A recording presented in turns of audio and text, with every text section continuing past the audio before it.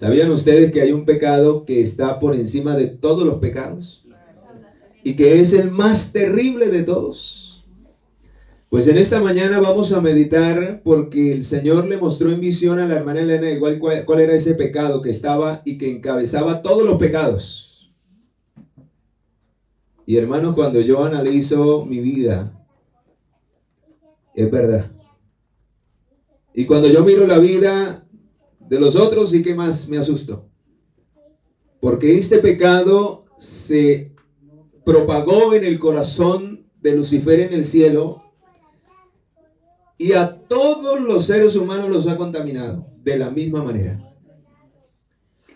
Y la preocupación en esta mañana es si el Señor nos ha enseñado cómo vencer este pecado. La pregunta es, ¿todavía ese pecado reina en nosotros? Y por eso lo he llamado el pecado más terrible, porque si usted y yo todavía poseemos este pecado, hermanos, no podremos entrar algún día al reino de los cielos. Y en esta mañana vamos a mirar en qué consiste este terrible pecado. Vamos a mirar y vamos a escuchar esta visión. Quiero introducirme con esta visión que el Señor le mostró a la mensajera de Dios y que está registrada en Joyas de los Testimonios, tomo 1. Exactamente en la página 520. Vea cómo inicia esta visión. Parecía haber llegado el gran día de la ejecución del juicio de Dios. Delante de él había varios libros. Y sobre las tapas de cada uno de ellos estaba escrito en letras de oro, semejante a llamas de fuego, el libro mayor del cielo. Uno de estos libros que contenían los nombres de los que aseveraban creer la verdad. ¿Qué están escritos? ¿Qué nombres están escritos en el cielo? ¿Cuáles son los únicos nombres que están escritos? Solo de los que profesan creer la verdad. En otras palabras, el juicio de Dios se basa solamente en la primera etapa, en los que han creído en la verdad.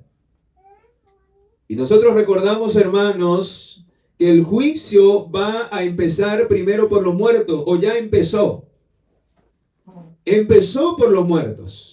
Y proféticamente el Señor ha señalado que ese juicio ya comenzó en el año 1844. El día de la expiación inició en ese año al terminar el cumplimiento profético de las 2300 tardes y mañanas o 2300 años literales. El Señor no venía a purificar la tierra del pecado, sino que haría expiación en el lugar santísimo del santuario celestial, de aquel verdadero tabernáculo que Dios diseñó y que fue la maqueta o el modelo que le fue revelado a Moisés en la tierra. Pero saben, queridos, ese juicio que comenzó en el cielo, solo en la primera etapa determina a aquellos que han creído en algún momento en la verdad, aquellos que han recibido el evangelio. En otras palabras, aquellos que han aceptado en su vida a Cristo como el Señor y Salvador. Porque ¿quién es el camino? ¿Quién es la verdad y quién es la vida? Cristo Jesús. Pero me llama la atención, hermanos, y alguien se estará preguntando, como alguien me lo dijo en cierta ocasión, y bueno, ¿y los que no creen? Pues fácil, la palabra del Señor da respuesta. San Juan 3:18, el que no cree en el Hijo de Dios, hermano, ya está condenado. No se necesita hacer un juicio investigador, porque no es necesario. El que no tiene al Hijo, no tiene ¿qué? No tiene la vida. El juicio, hermanos queridos, que hoy se está realizando en el cielo, es para determinar de aquellos que han creído, quienes realmente han creído de verdad. quienes han tomado en serio la salvación y quienes han permitido que realmente el Señor los salve de la condición del pecado. El que no creyó, el que rechazó, ya está condenado y su nombre nunca estará en el libro de la vida. Porque recuerden, hermanos, que por eso se llama el libro de la vida, porque es aquellos que han aceptado al autor de la vida en algún momento. Pero recuerden que eso no me garantiza que mi nombre permanezca para siempre en ese libro. El Señor en cierta ocasión le dijo a los discípulos que habían echado fuera demonios: no os maravilléis que podéis hacer estos prodigios y estas señales. Os maravilléis de que vuestros nombres permanezcan escritos ¿en dónde? En el libro de la vida. ¿Por qué es tan importante el libro de la vida?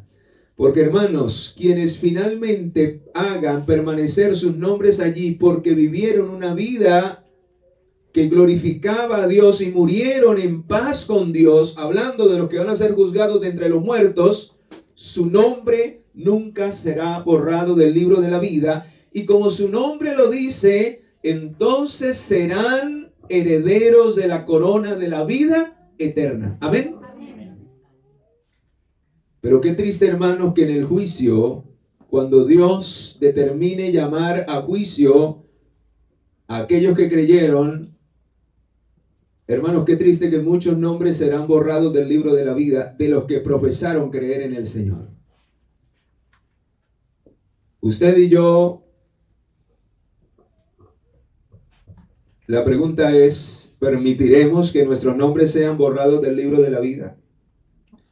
Pues necesitamos en esta mañana analizar este terrible pecado del cual derivan todos los demás. Es una cadena. Quien posee y quien vive la experiencia de este pecado está contaminado por muchos más. Porque no puedo decir o no se puede decir que solamente tiene ese. No. Quien posee ese pecado terrible, hermanos, vamos a analizar cómo este pecado se ramifica en la vida del ser humano y lo vuelve algo terrible delante del Señor. Y yo cuando analizaba este tema, yo decía, con razón, muchas veces estamos como estamos. ¿Por qué hay tanta contienda, tanta envidia, tanto resentimiento los unos con los otros entre hermanos? Es porque este pecado terrible todavía reina en el corazón del ser humano. Y solamente, escuchan lo que te voy a decir, solamente puede ser vencido de una sola manera. Vamos a mirar. Uno de los libros que contenía los nombres de quienes aseveraban creer la verdad fue abierto entonces. Inmediatamente perdí de vista los incontables millones que rodeaban el trono. ¿Y saben quiénes son esos millones que rodean el trono donde se realiza el juicio?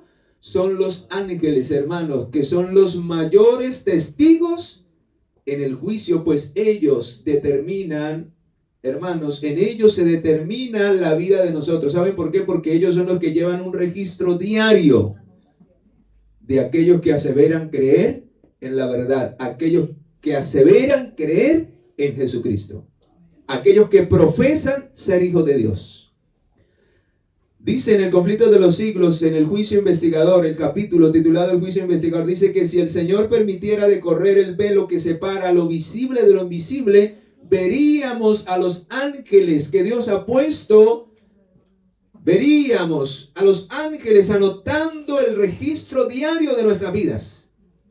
Y dice la mensajera de Dios, ¿cuántas cosas dejaríamos de hacer? Y hermanos, aunque nosotros no podemos ver lo invisible, nosotros sabemos lo que ocurre invisiblemente y más sin embargo no tenemos muchas veces vergüenza de hacer lo que hacemos y de vivir como vivimos. Pero vea, hermano, lo que sigue diciendo, la visión. Fue abierto entonces y millones que rodeaban el trono estaban allí y mi atención se dedicó únicamente a los que profesaban ser hijos de luz y de verdad. A medida que se nombraba uno tras otro, a estas personas se mencionaban sus buenas acciones. Su rostro se iluminaban con un gozo santo que se reflejaba en todas las direcciones. Pero escuche, pero esto no pareció ser lo que impresionó con más fuerza mi espíritu. Se abrió otro libro. Así que aquí ya van dos libros. El libro donde están contenidos los nombres de los que alguna vez han profesado la verdad y han creído en Jesucristo, y otro libro donde están anotadas las acciones justas de los santos. De ellas habló el profeta Malaquías en el capítulo 3. Dice que fue escrito un libro de memorias delante del Señor para anotar a todos aquellos que temen a Jehová y que piensan en su qué, y que piensan en su nombre. Alabado sea el Señor. Así que todas las cosas que usted haga para la gloria de Dios, que haga movido por el amor del Señor, no serán pasadas por alto, hermanos. Todos los sacrificios que usted haga, todos los recursos que usted invierta, todas las fuerzas que usted disponga para servir a la persona de su prójimo en el nombre del Señor, será pagado con gran recompensa en el día final. Amén. Están registradas. Aunque quizás, hermanos, no recibamos el aplauso ni la aprobación del ser humano, ni al menos las gracias en medio de la gratitud del corazón del ser humano, delante de los ojos de Dios nos pasa desapercibido cada acto de misericordia que usted y yo hagamos en el nombre del Señor. Todo será recompensado en el día final. Alguien me decía el otro día: hermano, yo lo veo a usted para allá y para acá, en una cosa y en otra. ¿Y saben por qué yo lo hago, hermanos? De disponer mi tiempo, lo que Dios me dé, porque yo he comprendido, en primer lugar, que debo de hacerlo por amor al Señor. Porque soy agradecido, porque no hay nada grande que yo pueda ofrecer al Señor que pueda pagar la deuda que Él pagó por mí en la cruz del Calvario. Así que no hay sacrificio muy grande, aunque usted parezca que como que se le ha desprendido medio brazo con lo que hizo. No, hermano, eso no alcanza, eso es así de pequeñito, comparado con lo que el Señor entregó en la cruz del Calvario para la redención del ser humano, para tu redención y para mi redención. Amén. Y no solamente eso, sino que yo sé, porque su palabra así lo dice, que el Señor, a aquellos que le aman, porque quien da, quien ofrece al Señor, quien sirve al Señor por amor, lo debe de hacer de esa manera. O sea que quien está dispuesto a dar lo mejor para el Señor es porque ama a Dios. Amén. Amén. Cuando a usted le cuesta dar algo para Dios, o cuando usted está esperando algo a cambio, ese amor no es un amor verdadero. Es un amor egoísta, es un amor egocéntrico. Cuando usted toma un cargo, cuando usted le sirve en algún aspecto en su vida al Señor y no recibe la aprobación del ser humano, no recibe el agradecimiento del ser humano, y usted bota la toalla, usted retrocede, usted se hace a un lado, hermano, usted no sirve a Dios por amor. Y esa clase de servicio Dios no lo acepta. Al Señor no le agrada ese tipo de servicio que no nace de un corazón agradecido y que ama realmente a Dios. Y por eso yo me aferro a las palabras del apóstol Pablo allí en 1 Corintios 2:9. Cosas que ojo no vio, ni oído oyó, ni han subido al corazón del hombre, son las que Dios tiene preparada para quienes, hermanos, para los que le aman, únicamente para los que le aman. Ahí no nombra otro grupo. ¿Y cómo se manifiesta el verdadero amor de Dios en nuestros corazones, hermanos? Cuando amamos a los demás, cuando servimos a los demás. No hay otra manera en que yo pueda revelar el amor de Dios en mi corazón. De labios no sirve. Incluso uno ve colocar allá en el carro: Dios es amor. En las casas: Dios es amor. Y vivimos llenos de odio. en rencillas, en contiendas, en pleitos, en envidias. Estamos lejos del amor del Señor. El Señor nos pide hacer cualquier sacrificio, servir a donde Él nos llame, a donde hay una necesidad, y siempre hay un pero. Estamos lejos del amor de Dios. ¿Cómo se reveló el amor de Dios a través de Jesucristo? Él no escatimó el ser igual a Dios como cosa que aferrarse, sino que se despojó. Se dio a sí mismo como una ofrenda. Se hizo siervo, se hizo semejante a nosotros y en condición de hombre se humilló hasta la muerte y muerte de cruz. Y hermanos, cuando a nosotros nos cuesta humillarnos, cuando a nosotros nos cuesta servir a Dios, estamos todavía lejos de comprender cuál es el sentir que el Señor quiere que haya en nuestros corazones. Y eso es lo que nos lleva a vivir una vida centrada en nuestros propios intereses. Y por eso no nos importa hacerle daño a quienes tenemos a nuestro alrededor. Y por eso no nos importa las necesidades de nuestros hermanos. Por eso vemos que alguien no vuelve y no nos importa. Ni siquiera lo visitamos. Al menos para preguntar por qué no vino. Estamos lejos del amor del Señor. Y esto es un síntoma de que ese pecado reina en el corazón. El pecado más terrible. Es un síntoma. Cuando esas cosas se dan en nuestra vida, y por eso les decía, concéntrense, porque quizás puede ser mi condición. No mire al hermano del lado. Mire su vida. Y pide al Señor que le ayude a comprender su propia condición delante de Dios. Yo le voy a pedir al Señor que me ayude a mí también. ¿Y saben por qué? Ahora sí vamos a mirar. ¿Cuál es el pecado más terrible? Ya empezamos a ver los síntomas. No hay una vida de servicio. Vivimos una vida egocéntrica. Nos centramos solamente en nosotros. Nos importa solamente nuestros propios intereses. Vivimos una vida de comodidad. Vemos las necesidades y hacemos como el sacerdote y el levita, pasamos por un ladito. Incluso hasta somos tan cristianos en medio de las necesidades que decimos, hermano, yo voy a orar por usted, y con los bolsillos llenos y el hombre aguantando hambre. Qué terrible. Vemos que la casa que le está cayendo y nosotros allá acostados mirando televisión, perdiendo el tiempo en vez de ayudarles con nuestras fuerzas. Síntomas de que ese pecado terrible reina en el corazón. Ahora vamos a mirar cuál es el pecado del cual derivan todos los pecados para que usted entienda y pueda examinarse a sí mismo y entender si estamos contaminados por ese terrible pecado que nos quitará la entrada al cielo si el Señor no hace algo poderoso en nuestras vidas y si no se lo permitimos. Abrió otro libro en el cual estaban anotados los pecados de los que profesaban la verdad.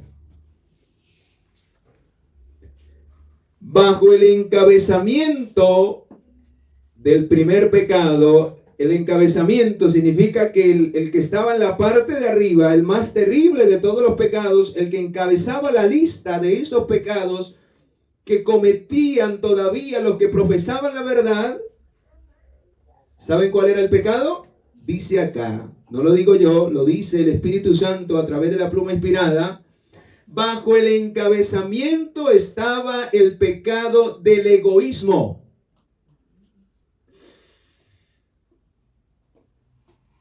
Y de ahí, escucha, venían todos los demás pecados. Terrible, hermanos. El egoísmo. Por algo el Señor dice por allá, los que han leído El Camino a Cristo, yo ya me lo digo como 10 veces, cada vez como que me lo leo, como que encuentro algo. Dice ahí que la peor guerra, la peor lucha es ¿contra quién? Contra nosotros mismos. Es la peor batalla que necesitamos reñir, contra nosotros mismos, contra el yo. Y eso es el egoísmo, el yo. Cuando el yo reina en mi vida, soy una persona egoísta. Porque el egoísmo me lleva a centrarme en mí y nadie más que mí.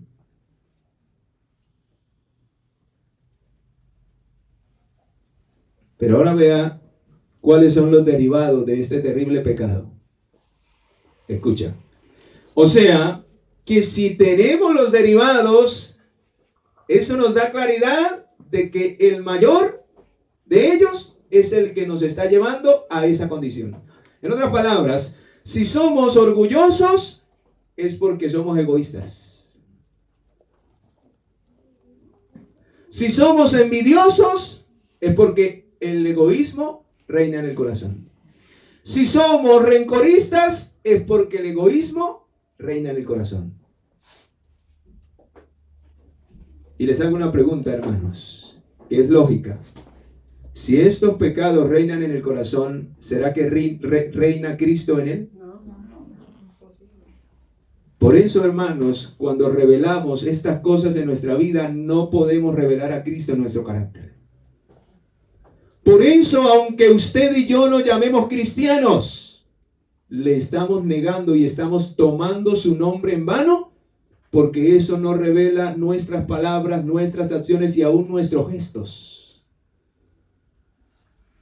¿Cómo mostramos que estamos llenos de ira, de odio? No más con nuestro rostro, cuando torcemos la cara. ¿A usted le han torcido en algún momento la cara? Alguien me decía por ahí en cierto momento que llegó a abrazar a una hermana y la hermana, mejor dicho, y dentro de la iglesia. Tremendo, hermanos. Se abrió otro libro en el cual estaban anotados los pecados de los que profesaban la verdad, y bajo el encabezamiento del egoísmo venían todos los demás pecados. Había otro encabezamiento en cada columna, y debajo de ello, frente a cada nombre, estaban registrados sus respectivas columnas de pecados menores. El pecado es pecado. Pero hay algunos, y la inspiración lo llama pecados mayores, podríamos decir, y pecados menores, porque los unos traen más consecuencias que los otros, pero todos son pecados. Todos nos apartan de la presencia de Dios. Y todos y cada uno de esos pecados nos pueden llevar a la muerte eterna. Porque la Biblia dice en Romanos 6:23 que la paga del pecado, ¿qué es? Muerte. Es la muerte.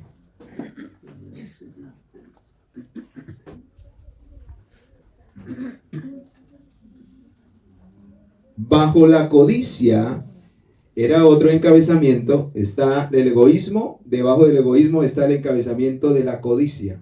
Y bajo la codicia, vean lo que trae ese pecado. Bajo la codicia estaba la mentira. O sea que una persona que es codiciosa por naturaleza es también mentirosa. Porque para alcanzar lo deseado, tiene que utilizar la mentira. ¿Qué más? El robo. Tiene que robar. Los hurtos, el fraude y la avaricia. El otro encabezamiento era la ambición. Bajo la ambición viene el orgullo.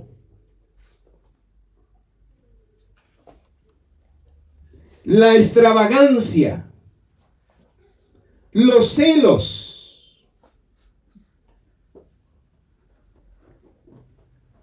Y debajo de los celos, que es otro encabezado de la lista, está la malicia. Quien es celoso, hermano, siempre piensa lo malo de los otros. En el caso de los esposos, quien es celoso, este celo que es satánico, siempre vive viendo cosas que no. Siempre a todo le coloca ¿qué? Malicia. Y el diablo le hace ver cosas que no son la realidad, para destruir la confianza entre los dos. Los celos encabezan la lista Y dice, la envidia, el odio y la intemperancia también hacen parte de otra lista. Otra larga lista son los crímenes terribles como la lascivia, el adulterio, la complacencia de las pasiones animales. Y vea lo que dice. Mientras contemplaba esto, me sentía abrumada de angustia indecible y exclamé, ¿quién podrá salvarse? Y es la pregunta en esta mañana, hermanos. ¿Estamos libres de estas cosas? ¿Estamos viviendo una vida que realmente le glorifique a Dios? ¿Estamos purificando nuestros corazones de todos estos terribles males?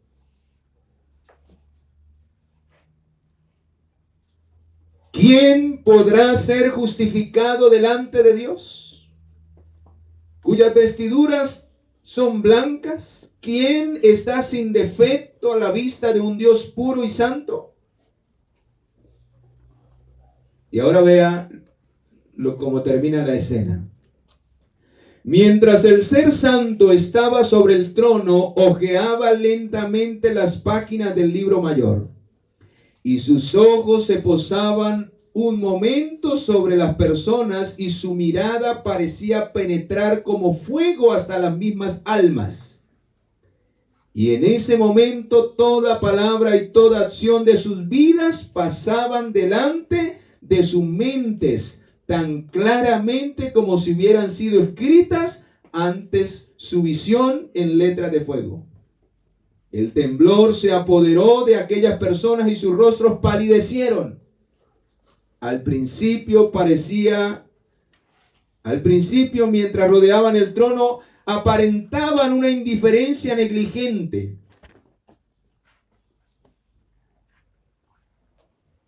Pero cuán cambiadas estaban, y había desaparecido la sensación de seguridad, y en su lugar reinaba un terror indecible. Hermanos, ¿cuántos hoy de nosotros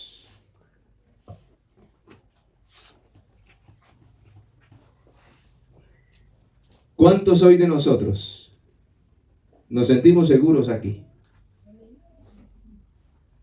Y cuando hablo de que nos sentimos seguros es cuántos realmente estamos viviendo una vida justa, una vida semejante a la del Salvador. Porque el que usted esté sentado en este lugar y se haga llamar adventista del séptimo día, o el que usted profese pertenecer al pueblo de Dios, no le servirá de nada en el día final si usted no está viviendo la experiencia que el Señor, si usted no está viviendo la experiencia que Dios quiere que vivamos al apartarnos de estos terribles pecados, y que solo Dios tiene el poder para hacerlo si tan solo aprendemos a humillarnos y reconocerlo en nuestra vida. Cuando usted y yo no reconocemos el pecado, hermanos, estamos rechazando la obra del Espíritu Santo. ¿Y cuántas personas han muerto? ¿Cuántas personas han muerto en el pecado? ¿Y saben por qué Dios ha permitido que esas personas mueran? Porque es Él quien tiene el poder de determinar quién vive y quién muere. Si usted hoy está vivo acá, si yo estoy vivo acá, es porque el Señor así lo ha querido. Amén. Amén. Y si usted no lo cree, voy a confirmárselo con lo que dice en 1 Samuel capítulo 2. En otras palabras, el hecho de que estemos aquí y que estemos escuchando la palabra de Dios es un acto de misericordia, porque quizás, hermano, todavía nuestra vida no está en las manos del Señor. Todavía hay cosas que no hemos querido abandonar. Y que si el Señor permitiese la muerte hoy, estaríamos perdidos. Así que esto es solemne, hermano. Esto no es un juego. Y cada vez que usted venga a este lugar, venga, hermanos, a comprender que necesitamos realmente arreglar y ajustar nuestra vida de acuerdo a la voluntad de Dios. Amén. Y que no nos pase como a los judíos, que lo único que se preocupaban era por las ceremonias, que lo único que se preocupaban era por los programas. Sí, hay que preocuparnos por eso, Pero más allá de eso, hermanos, es la experiencia que yo necesito tener delante de Dios. Esas cosas, esto que hacemos aquí, hermanos, de nada servirá si no me lleva a doblegar mi yo y a entregarle mi vida por completo al Señor. Que cada canto, por muy bonito que se escuchó esta mañana, me lleve a abrir mi corazón al Señor y a decirle: Señor, yo necesito de ti. ¿Recuerdan cuando cantábamos Cristo la Peña de Ored? Que suena bonito, ¿verdad? Y es uno de los cantos más antiguos. Pero ¿de qué me sirve escuchar el canto si no le permito a Él que me llene del agua de vida cada día? Así que cada cosa que hacemos aquí es importante, pero hermanos, debe de llevarnos a que nosotros podamos confrontarnos con el pecado, para que el Espíritu de Dios pueda hacer una obra de transformación en nuestras vidas, y nuestras vidas puedan estar sin mancha y sin arruga cada día. Hermanos, cada día, porque no sabes el día en que Dios te llamará al ajuste de cuentas. Puede ser quizás hoy. Y la pregunta es: si vives cargado de envidia, de egoísmo, de orgullo, si estás viviendo en esa condición, hermano, habrás perdido los 10, 15, 20, 30 años en que militaste como hijo de Dios. Y vea lo que dice acá, para que con más seguridad tú puedas comprender. Primera de Samuel, capítulo 2. Y puedas, hermano, por amor y por agradecimiento a Dios, decirle: Señor, ya no voy a vacilar más. Ya no voy a dudar más, ya no voy a dejarme esclavizar por Satanás, ya no voy a seguirme rindiendo al diablo. ¿Por qué? Porque cuando yo sigo en el pecado, cuando yo permito que el pecado tome mi vida, cuando yo me aferro al pecado, cuando yo me complazco en el pecado, hermanos, quien está reinando en mi vida no es Cristo, es Satanás. Así profesemos y llevemos el nombre de cristiano. Es Satanás quien se ríe de nosotros, porque él sabe que estamos engañados. Y que cuando seamos confrontados en el juicio final, tendremos este terrible y pavoroso momento. ¿Saben qué dice la inspiración divina en la historia de la redención, hablando de la segunda resurrección? Dice: muchos se levantarán en el día final, en la segunda resurrección, creyendo que es la primera. ¿Y por qué creerán que es la primera? Porque vivieron una vida confiada, creyendo que el Señor iba a disculpar su carácter, en su carácter los defectos que no le permitieron al Señor transformar, quitar y eliminar con el poder de su Santo Espíritu. ¿Y qué pasó? Vea lo que dice acá, versículo 6. Jehová es el que da la muerte, así como da la vida. ¿Quién fue el que nos creó en el vientre de nuestra madre? El Señor. Las madres no nos crearon. Ellas prestaron el vientre para que el Señor nos tejiera allá. Así lo dice el Salmo 139. Versículo 9. Tú me tejiste en el vientre ¿de qué? De mi madre.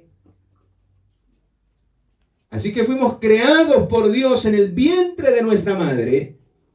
Él nos dio la vida y es Él quien tiene el poder y la potestad de quitarnos la vida cuando Él quiera. Ni siquiera el diablo lo puede hacer. Y yo he encontrado personas que el diablo le ha intentado quitar la vida y nada. Así, los han cogido así para fusilarlos. Se les traba el revólver. No es cuando el diablo quiera, es cuando Dios lo determine. Amén. Así que si tú estás aquí y entiendes en esta mañana a través de la obra del Espíritu Santo que tu vida no está bien delante de Dios, es porque Dios tiene todavía misericordia delante de ti. Y hermanos, no juegues con la misericordia de Dios, porque pronto se podrá terminar. Yo he visto a muchos en este ministerio que he llevado que han descendido a la tumba en el pecado. Conozco un caso que me estremeció mucho, de una familia donde la esposa, muy consagrada, el hombre siempre había recibido el evangelio y jugado con el evangelio, rechazando, nunca quiso aceptar. Y recuerdo que cuando estábamos enterrando al hombre, preciso, yo me hice, providencia de Dios, me hice al lado de la hermana, me encontré porque la hermana es conocida mía también. Y mientras que estaban echando el ataúd, yo le decía a la hermana, hermana, tremendo, qué triste, ¿verdad? Qué triste, porque la Biblia dice que los que mueren en esa condición no heredarán el reino de los cielos. Ni supo de qué murió. Y es que terrible. ¿Y sabe qué me dijo la hermana? Me dijo, hermano, qué terrible, sí, porque yo el martes le hice la invitación a que le entregara la vida al Señor y me dijo que no, que todavía no. Qué triste, hermanos, que Dios tenga tanta paciencia con nosotros, que tenga que llegar el día en que Él retire su misericordia y su paciencia y vengan los juicios de Dios sobre nosotros. Y ese día va a llegar no solamente para los que mueren, va a llegar muy pronto para los vivos. Y cuando los juicios de Dios empiecen a caer, hermanos, ya será demasiado tarde arreglar nuestra vida con Dios. ¿Cuándo es el día de salvación según lo dice la Biblia? ¿Cuándo? Hoy, hermanos. Mañana no existe, usted no sabe. No sabemos nosotros si vamos a llegar a la casa. Solo Dios lo sabe. Y nuestra vida está en las manos de Él. Y si tu vida cada día está en las manos de Él, puedes andar con seguridad todos los días. Puedes estar en paz. Porque entiendes que estás preparado para el juicio. Estás preparado para morir. Porque estás viviendo para Cristo cada día. Y esa fue la experiencia del apóstol Pablo que plasmó en Filipenses 1:21. ¿Qué dice Filipenses 1:21? Porque para mí el vivir es Cristo y el morir es ¿qué? ¿Le tenía el apóstol Pablo miedo a la muerte? No, hermano. ¿Pero por qué estaba seguro? Porque su vida estaba en Cristo. ¿Y qué es una vida semejante a la de Cristo o en Cristo? Es una vida donde el egoísmo no reina. Es donde estoy dispuesto a desprenderme del pecado porque sé que arruina mi vida, porque sé que ofende a Dios, y como ofende a Dios y yo quiero amar a Dios y agradar a Dios, entonces debo de aborrecer el pecado. Y hermanos, cuando aprendemos a vivir esa experiencia por amor al Señor, el Señor nos enseña a aborrecer el pecado. Llegará el momento en que el pecado será aborrecido. ¿Por qué? Porque hemos aprendido a amar a Dios. Y cuando amamos a Dios, hermanos, no queremos desagradarle. Queremos glorificarle, queremos que Él se agrade. Y cuando hay algo que a Dios le ofende, entonces Él en su amor hace que eso finalmente sea aborrecido en mi vida. ¿Y cómo se logra eso? Cuando cada día nos humillamos delante del Señor. Cuando cada día le pedimos al Señor que nos llene de su poder, de su amor. Cuando cada día estamos dispuestos a negarnos a nosotros mismos. Por eso un día, cuando una multitud le seguía, el Señor dijo allí en San Mateo capítulo 16, versículo 24, los detuvo y les dijo, si alguno quiere venir en pos de mí, ¿qué debe de hacer? Niéguese a sí mismo y tome su cruz. Y hermanos, la vida cristiana no es fácil. El Señor prometió una cruz. Pero en la cruz está el secreto de la victoria para el más terrible de todos los pecados. La cruz pareciera que es símbolo de la derrota del Hijo de Dios, pero no, hermano, por el contrario. La muerte en la cruz fue el momento de mayor victoria de Cristo sobre Satanás. Porque ahí lo consumó todo, lo entregó todo, murió para salvarnos del pecado. Y hermanos, cuando usted y yo vivamos la experiencia de la cruz, cuando estemos dispuestos a morir completamente al pecado, entonces Cristo reinará en nuestros corazones y la victoria sobre el pecado estará garantizada para el pecador. Por eso aquel apóstol que decía ya en Romanos capítulo 7, Señor, pero es que yo lo que quiero hacer no soy capaz. Yo quiero vencer, yo quiero hacer tu voluntad, pero termino haciendo lo que a mí me gusta. Luego allá en Gálatas, capítulo 2, versículo 20, cuando él vivió la experiencia de la cruz, cuando él comprendió que debía morir para que Cristo pudiera reinar, entonces en Gálatas 2:20, él expresa el símbolo de su victoria, la cruz de Cristo. Ahora dice, ya con Cristo estoy juntamente, ¿qué? Crucificado, ya no vivo yo, mas vive ahora ¿quién?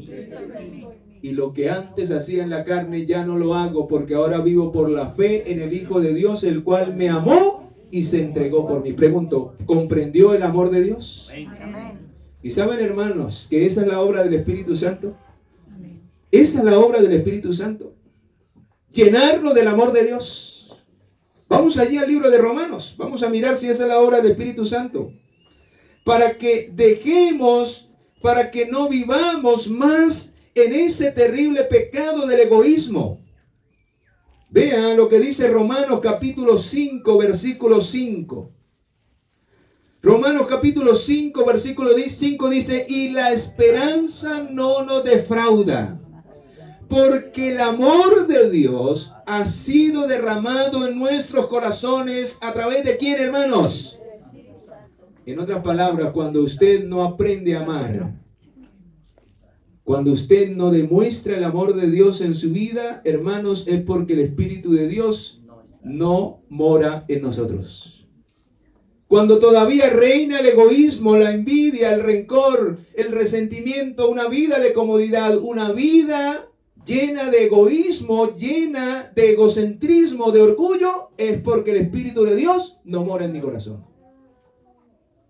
Porque la principal obra del Espíritu de Dios es derramar el amor de Dios en mi vida, para que yo pueda comprender cuánto me amó mi Salvador y cuánto debo de aborrecer el pecado por amor al Señor. Porque en la cruz del Calvario, hermanos, está la mayor revelación del amor de Dios, pero también en la cruz del Calvario está la más terrible condición en la que el pecado puede llevar a un pecador, la muerte eterna. Así que cuando miras la cruz, que es símbolo del sacrificio de Jesús, no solamente mire cuánto te ama el Señor, sino aprendes a mirar la cruz y también aprendas a aborrecer el pecado, porque por mi pecado el Señor tuvo que pagar ese precio. Y por eso yo no puedo disculpar el pecado en mi vida, porque el pecado llevó a mi Salvador a morir por mí en la cruz del Calvario. Y hermanos, si Cristo tuvo que morir por mi pecado, ¿será que el Señor va a excusar el pecado en mi vida? No nos podrá salvar en el pecado. Y por eso, queridos, el Señor quiere hacernos un llamado especial en esta mañana. Vendrán tiempos, y estamos ya, hermanos, en esos tiempos, pero vendrán tiempos más duros, en los cuales tendremos que pasar por una prueba de fuego, en el cual, hermanos, seremos privados. Escucha lo que te voy a decir, lo que se viene.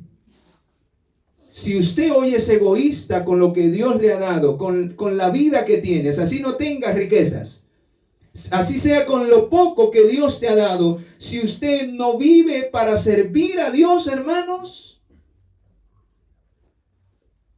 finalmente el diablo lo va a utilizar para servirle a él. El nuevo orden mundial está a la vuelta de la esquina. Hermanos, está el diablo trabajando a través de los agentes humanos que se han unido a él. ¿Y sabe cuál es el propósito de esta agenda, de este nuevo orden mundial? De que usted y yo finalmente, o por la fuerza, o por nuestros sentidos, debilidades, defectos y pecados, seamos sometidos a la voluntad del diablo. ¿Y sabe hasta qué punto vamos a llegar? Apocalipsis capítulo 13, versículo del 12 en adelante lo dice, que cuando la marca de la bestia se imponga, cuando este poder reciba su autoridad en este mundo, cuando los poderes de las tinieblas se alineen, ¿sabe qué van a hacer con aquellos que quieran seguir amando a Dios por encima de todas las cosas? Hermanos, vamos a ser privados de todo apoyo terrenal. De todo apoyo terrenal. O sea que tendremos que finalmente llegar a la experiencia que Jesús llegó. ¿Y cuál fue la experiencia de Jesús que llegó en esta tierra, hermana? ¿Cuál fue? Dice la Escritura que llegó un momento en que el Señor dijo, el Hijo del Hombre no tiene ni dónde recostar su ¿qué? Cabeza. Y hermanos, hasta ese punto el Señor hará. ¿Saben por qué? ¿Sabe por qué el Señor va a permitir que todo lo terrenal sea quitado para los hijos de Dios? ¿Sabe por qué? Porque hay miles de personas que están agarrados de las cosas materiales, que viven una vida egocéntrica, que no sirven a Dios porque viven para servirse a sí mismos todos los días. Y el Señor, por amor a nosotros, tendrá que quitarnos todo lo que se ha convertido en un ídolo y que ha quitado a Dios del trono de nuestro corazón. Vamos a mirar y quiero terminar con eso. Escucha. La purificación del pueblo de Dios no puede lograrse sin que dicho pueblo soporte padecimientos. Dios permitirá que el fuego de la aflicción consuma la escoria del pecado. ¿Y cuál es el mayor de los pecados? El egoísmo. Por eso dice que se dictará en este mundo un edicto que para los que quieran ser fieles y amar a Dios, no se les compra ni se les venda. Y finalmente, si eso no nos puede detener, se dictará un edicto de muerte. La pregunta es: ¿qué vamos a hacer si hoy en medio de las pequeñas pruebas no somos fieles a Dios? ¿Cómo será cuando seamos presionados a ser fieles a Dios? ¿Será que lo seremos? Es la pregunta. Dios permitirá que los fuegos de la aflicción consuma la escoria, separen lo inútil de lo valioso, a fin de que el metal puro resplandezca. Nos hace pasar por fuego, probando nuestro verdadero valor. Si no podemos soportar estas pruebas, hace la pregunta, y aquí viene el llamado: ¿qué haremos en el tiempo de angustia que está por venir sobre la tierra? Si hoy, hermanos, en medio de las pequeñas pruebas, nos preocupamos los unos por los otros, es la pregunta. ¿Realmente nos amamos unos a otros? ¿Nos valoramos unos a otros? O quizás solamente cuando vemos que el hermano realmente está a punto de morir, entonces ahí sí nos unimos en oración. Hermanos, debería ser ese sentir todos los días. Que cada hermano y hermana sea valiosa para mí. Porque cada hermano y hermana fue comprado por la sangre del Cordero. Amén. Esa debe ser la experiencia verdadera que el Evangelio debe traer a nuestra experiencia. Pero qué triste, hermanos, que así como entramos a veces ni saludamos. Así como entramos salimos vacíos. No hay confraternidad, no hay amor. Nos desconocemos tanto que a veces hay personas que están muriendo de hambre literal, que no tienen ni para comprarse en una libra de arroz, y nosotros con nuestras casas llenas. Pero por nuestra indiferencia, por nuestra vida egoísta, no nos importa relacionarnos con nuestros hermanos y saber qué necesidades tienen para poder ser esa mano ayudadora, para ser ese brazo de Jesús, esos ojos del Señor. Hermanos, ¿cuántos hay hoy a nuestro alrededor en semejante condición? Y nosotros con un corazón lleno de egoísmo no percibimos la necesidad del amor de Dios, porque nosotros mismos estamos padeciendo de esa necesidad. Hermano, cuando usted y yo no somos movidos a misericordia, es porque necesitamos la misericordia del Señor. Es porque estamos lejos del amor de Dios. Pero cuando usted es movido a misericordia para ayudar, para visitar a su hermano, para alentar a su hermano, para estar pendiente de aquellos que no hemos vuelto a ver acá, es porque el amor de Dios está orando en sus corazones. Y si el amor de Dios está orando en mi corazón, es porque el poder del Espíritu Santo está orando en mi vida. Amén. Que Dios nos ayude y que el Espíritu de Dios sea derramado en abundancia para que su amor pueda reinar en esta santa iglesia y podamos prepararnos, hermanos, para el gran tiempo de angustia que vendrá. Por eso cuando alguien dice hay pecado en la iglesia, está pasando esto, hay trigo, hay cizaña, hermanos, eso está profetizado. La pregunta es: ¿qué soy yo delante de Dios? Algunos hasta se van de la iglesia. No, hermano, ese no es el mensaje que Dios ha mandado. La reforma se debe de hacer dentro, pero debe hacerse primero ¿en dónde? En mi corazón. Debe hacerse primero en mi corazón para hacer un testimonio del amor de Cristo y llevar a muchas almas a vivir esa experiencia para la gloria de su nombre. Amén.